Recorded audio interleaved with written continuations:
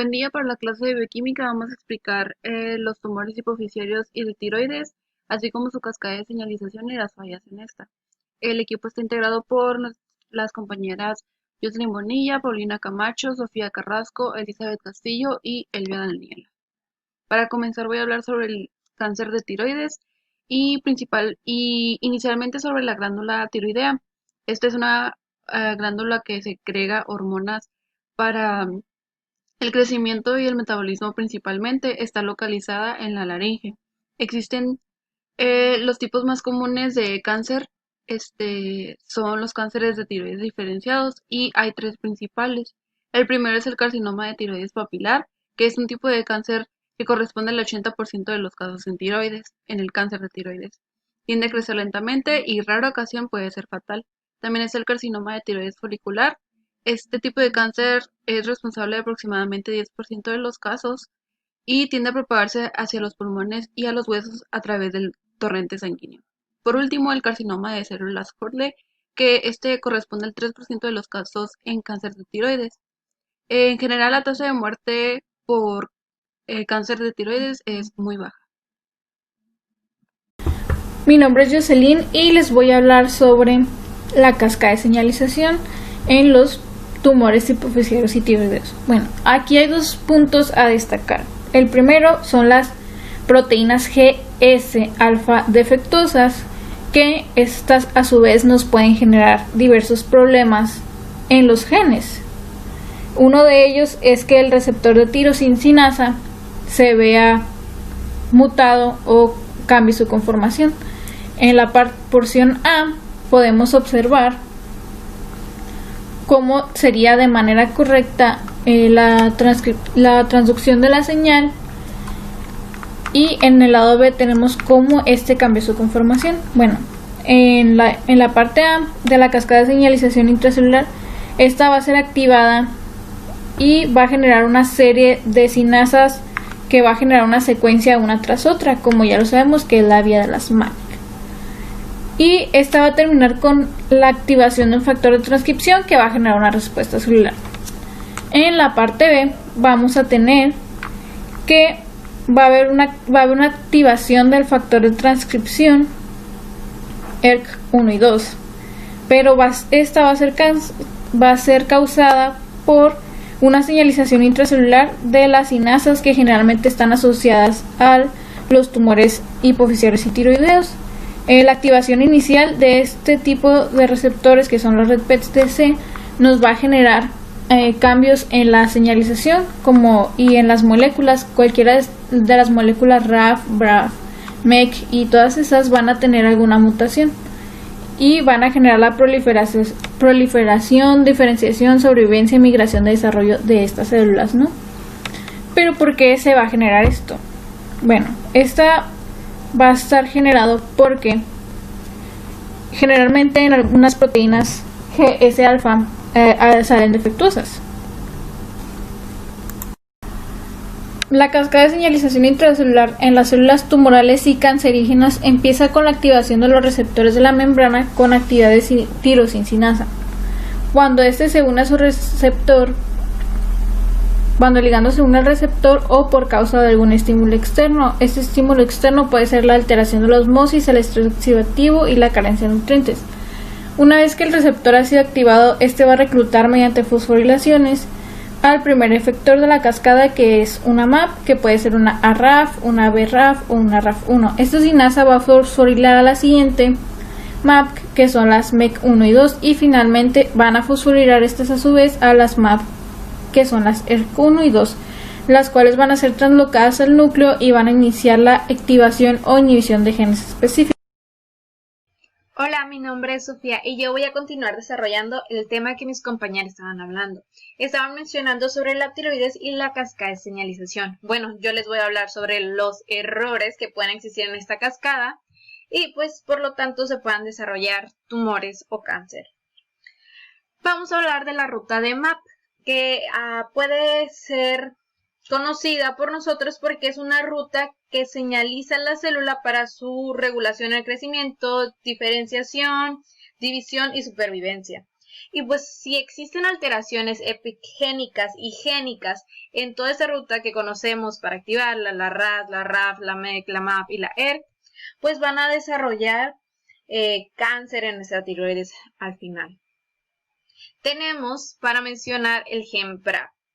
El gen BRAF pues se encuentra que codifica para la seronatrienina quinasa que forma parte de las proteínas de RAF. Aquí tenemos, forma parte de las proteínas de RAF. Y pues se ha encontrado que mutaciones activas en el BRAF generan activación constitutiva de las quinasas BRAF, por lo que las quinasas estas quinasas BRAF van a estar activando constantemente nuestra ruta MAP, por lo que sugiere que esta conexión de este gen que siempre va a estar activando esta ruta, pues va a causar el crecimiento de cáncer papilar de tiroides agresivo. Y bueno, para continuar, también podemos tener errores en el gen RAS. Y pues el gen RAS, ¿cuál es su trabajo? Su trabajo es controlar la transcripción de genes, por lo cual también su trabajo va a ser regular el crecimiento y diferenciación celular. Mutaciones de RAS, causa que el RAS siempre se encuentre activo, genera una inestabilidad genómica muy importante, lo cual va a inducir a otras mutaciones, y estas otras mutaciones van a generar a una transformación de células a células cancerosas. Y bueno, estas mutaciones que pueden existir, que menciono, pues pueden ser mutaciones de RAS y generar carcinoma papilar de tiroides, folicular de tiroides, y también uno que se ha encontrado es del tiroides benigno. También es importante mencionar los errores que pueden existir en reorganizaciones. ¿Y cómo es esto? Bueno, vamos a hablar sobre las reorganizaciones de RET-PTC. El gen RET codifica para este receptor, tirosina quinasa, es lo que estamos hablando. Entonces, este gen se expresa en altos niveles en las células, principalmente las parafoliculares de la glándula tiroides, y pues esta reorganización del gen RET conduce a fusiones de genes, por lo cual siempre la quinasa RET va a estar activa.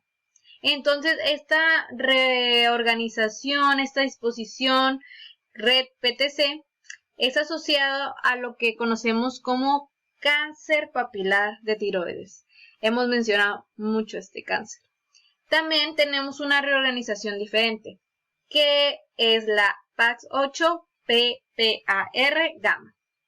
Y pues el gen PAX8 codifica factores de transcripción, y a lo que hay que resaltar es que es para el desarrollo de la tiroides durante la embriogénesis. Entonces, ahora hablando del gen PPAR gamma, codifica para proteínas de receptores nucleares, lo cual, si hablamos de núcleo, podemos hablar que son factores de transcripción que regulan la expresión genética.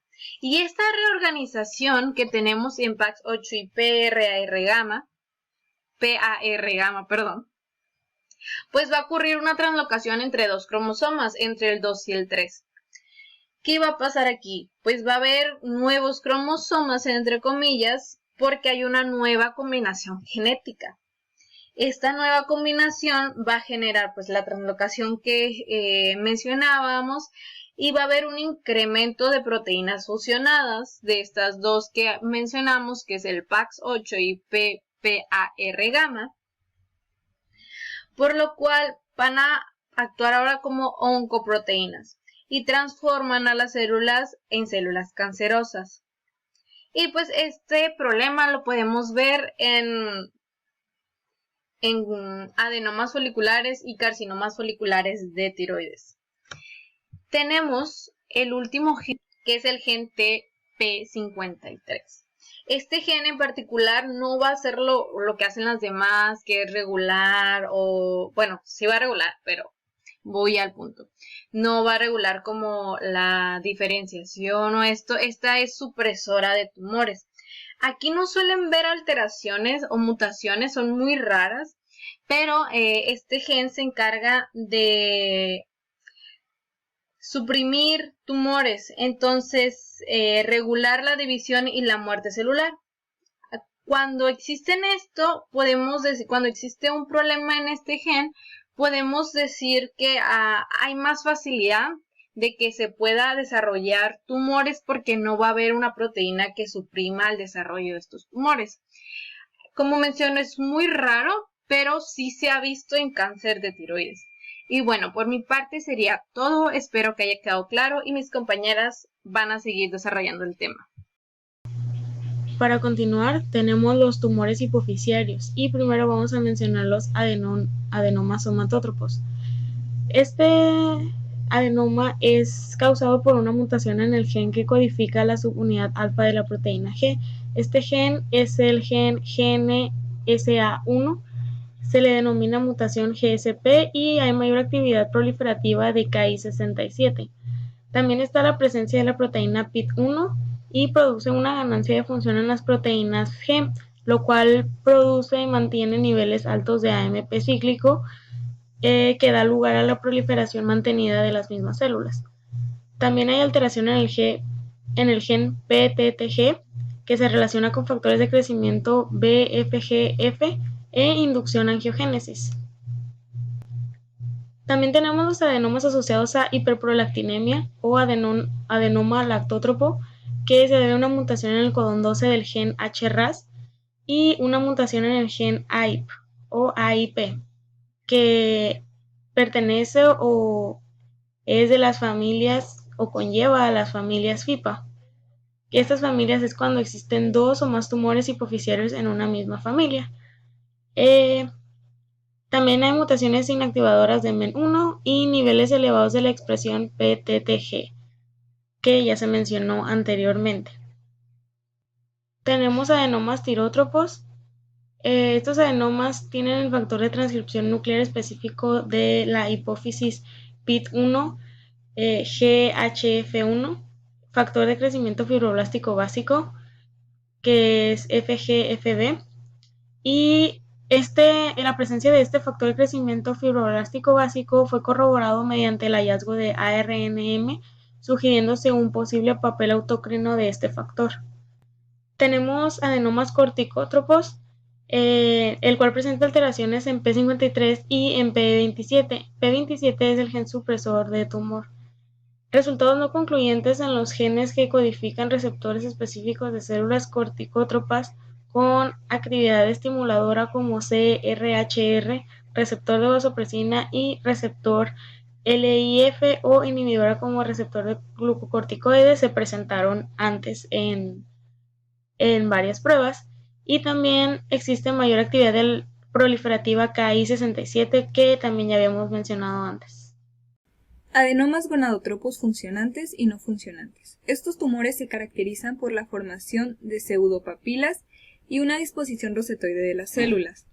En los gonadotropinomas se da la coexpresión de dos hormonas, que son la hormona luteinizante y la folículo estimulante, y se da en un porcentaje y densidad variable. También tenemos a los adenomas nulos. Estos son adenomas no funcionantes que no presentan signos de diferenciación en el estudio ultraestructural. De igual manera tenemos a los adenomas no funcionantes no gonadotropos. Los adenomas no funcionantes expresan hormonas no gonadotropas y se han descrito mutaciones en el gen GSP, además de una mutación observada que afecta a la proteína GQ, por lo tanto afecta directamente la activación de la fosfolipasa C. Finalmente tenemos a los adenomas plurihormonales. Estos adenomas expresan inmunoreactividad para más de una hormona, y las combinaciones más frecuentes son la asociación de la hormona del crecimiento y la prolactina, o la hormona del crecimiento y prolactina con hormonas glicoproteicas. Como anteriormente se había mencionado, una de las cascadas de señalización involucrada en los tumores hipoficiarios y tiroideos es la asociada a proteínas G. En este caso, la proteína defectuosa es la proteína GS-alfa. Recordando un poco, tenemos el receptor de membrana 7TM. El ligando va a ser la TSH o la hormona estimulante de la tiroides. Cuando llegue, va a unirse al receptor 7TM, que en su porción intracelular va a tener una proteína G heterométrica con su porción alfa, beta y gamma, La porción alfa está inactiva puesto que tiene un GDP en su superficie. La porción alfa se va a activar cuando el GDP se convierta en GTP y va a ir al efector, que en este caso es la adeniciclasa. La adeniciclasa va a producir AMP cíclico que con ayuda de ATP nos va a generar proteína sinasa A, que al activarse puede viajar al núcleo y fosforilar a CREB, un factor de transcripción de varios genes que están asociados a los tumores hipoficiarios y tiroideos que se llaman oncogen GSP, que son versiones dañadas o mutadas de estos genes. De hecho, se dice que el 80% de los casos son los BRAF, los RAS o los RED-PTC. Como vimos anteriormente, los RED-PTC estaban asociados a los receptores de tirosincinasa que vimos en la primera parte. Estas mutaciones en estos factores de transcripción y de estos genes nos pueden generar diversas patologías, como en este caso es los tumores hipoficiarios y tiroideos, y pues obviamente vamos a tener problemas en la transducción de la señal y en la cascada de señalización, que va a generar que este proceso se siga dando. Y esto es todo por mi parte en las cascadas de señalización.